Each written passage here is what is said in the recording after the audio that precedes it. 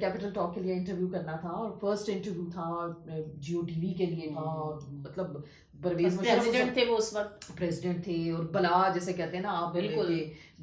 پاکستان میں کوئی فیصلہ یا کوئی پتہ شاید نہیں ہل سکتا تھا پرویز مشرف کے بغیر, ان کی مشورے کے بغیر, ان کے فیصلے کے بغیر. تو جب ہم انٹرویو کے لیے گئے تو جب انٹرویو سے پہلے میں نے ان کا جی آپ اس طرف بیٹھے ہیں, آپ کی یہ فریم سیٹ کیا, جو ایک پروڈیوسر کا کام ہوتا ہے سارا, تو وہ دیکھتے رہے بڑے حیرانگی سے. اور پھر میں نے ان کو 10 پر کہا کہ آپ مائک ٹھیک کریں, آپ جیسے ایسے اس اینگل سے بیٹھے, تو وہ بڑے غور سے. تو جب بعد میں انہوں نے مجھے کہا آر یو آسما چودھری, میں کہتے ہیں ہمارے پاس جب ریکویسٹ آئی تھی تو میرے انہوں نے جو تھے اے ڈی سی, انہوں نے بتایا کہ جی